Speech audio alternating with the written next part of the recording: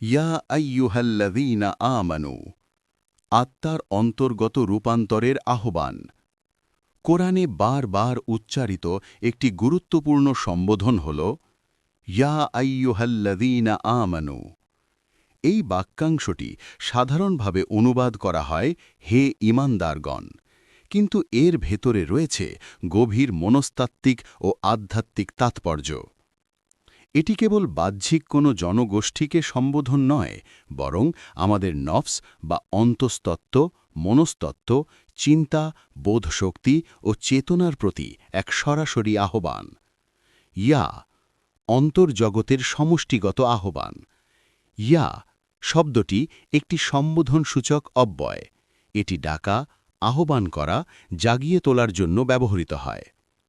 এখানে ইয়া এমন এক আহ্বান যা আমাদের ভেতরের সকল ইন্দ্রিয়, চিন্তা, বোধশক্তি এবং অন্তর্নিহিত চেতনার সম্মিলিত কাঠামোর দিকে নির্দেশ করে, যা মিলেই গঠিত হয় আমাদের নফস।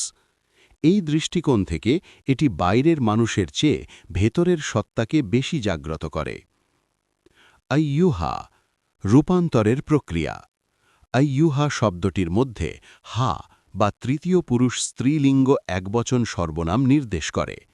লেখকের বিশ্লেষণ অনুযায়ী এটি এক ধরনের অন্তর্গত প্রক্রিয়া বা মেকানিজমের দিকে ইঙ্গিত করে, অর্থাৎ আমাদের ভেতরের সেই সূক্ষ্ম, গ্রহণশীল, রূপান্তরমুখী শক্তির প্রতি আহ্বান। আরবি ভাষায় বহু বিমূর্ত শব্দ যেমন নফস, আর্দ, আকাশসমূহ স্ত্রীলিঙ্গ রূপে ব্যবহৃত হয়। সুতরাং এখানে সম্বোধনটি মানুষের ভেতরের সেই গ্রহণশীল ও রূপান্তরশীল সত্তার দিকে নির্দেশ করে। আল্লাযীনা আমানু আত্মা, নিরাপত্তা ও অন্তর্গত শান্তির আকাঙ্ক্ষা। আমানু শব্দটি ফর্ম 4 আফআলা ধরন থেকে এসেছে। এই ফর্ম সাধারণত হওয়া, অভ্যন্তরীণ রূপান্তর বা নিজে কোনো অবস্থায় প্রবেশ করা বোঝায়। এই বিশ্লেষণ অনুযায়ী আমানু মানে অন্যকে নিরাপত্তা দেওয়া নয়, বরং নিজে নিরাপদ হওয়া, নিজে শান্ত হওয়া, নিজের ভেতরে বিশ্বাস স্থাপন করা, নিজের মধ্যে আস্থা ও স্থিতি অর্জন করা। যদি আমানু অর্থ হতো অন্যকে নিরাপত্তা দেওয়া, তবে তা ফর্ম 2 ফাআলা রূপে আসত। কিন্তু এখানে ব্যবহৃত হয়েছে ফর্ম 4, যা আত্মরূপান্তর, আত্ম অবস্থানে প্রবেশ এবং নিজেকে সেই গুণে স্থাপন করার অর্থ বহন করে। মুমিন এক অন্তর্গত অবস্থা। মুমিন শব্দটিও একই ধরনের রূপ থেকে এসেছে। এটি এমন এক ব্যক্তিকে বোঝায় যিনি নিজের ভেতরে শান্তি, নিরাপত্তা, আস্থা ও সামঞ্জস্য প্রতিষ্ঠা করেছেন।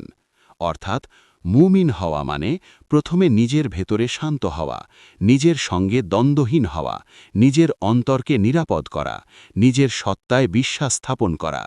কারণ ভেতরে যদি অস্থিরতা থাকে, তবে বাইরে কখনো স্থায়ী শান্তি প্রতিষ্ঠিত হয় না। অন্তরের শান্তি বাহ্যিক শান্তির উৎস। এই ব্যাখ্যা অনুযায়ী কোরআনের ইয়া আইয়ুহাল্লাযীনা আমানু কোনো আনুষ্ঠানিক ধর্মীয় পরিচয়ের ঘোষণা নয়, এটি একটি চলমান রূপান্তরের ডাক। এটি সেই সব মানুষকে আহ্বান করে যারা নিজেদের ভেতরে শান্তি খুঁজতে চায়, যারা আত্মনিরাপত্তা অর্জন করতে চায়, যারা ভেতরের অস্থিরতা থেকে সামঞ্জস্যে যেতে চায়, যারা আত্মবিশ্বাস ও আত্মআস্থায় প্রতিষ্ঠিত হতে চায়। কারণ প্রকৃত শান্তি ভেতর থেকে শুরু হয়। অন্তরে নিরাপত্তা জন্মালে তবেই বাইরে নিরাপত্তা প্রতিষ্ঠিত হয়। অন্তরে বিশ্বাস জন্মালে তবেই বাইরে বিশ্বাসযোগ্যতা গড়ে ওঠে। উপসংহার: ইয়া আইয়ুহাল্লাযীনা আমানু এটি কেবল একটি ধর্মীয় সম্বোধন নয়, এটি এক অন্তর্গত জাগরণ। এটি আমাদের নফসকে বলে, নিজেকে নিরাপদ করো, নিজেকে শান্ত করো, নিজের ভেতরে বিশ্বাস স্থাপন করো। কারণ ভেতরে শান্তি ছাড়া বাহ্যিক শান্তি সম্ভব নয়। অন্তরে নিরাপত্তা ছাড়া বাহ্যিক নিরাপত্তা টেকসই নয়। এটি এক আত্মিক রূপান্তরের ডাক, বাইরের পরিচয়ের আগে ভেতরের সামঞ্জস্য প্রতিষ্ঠার আহ্বান।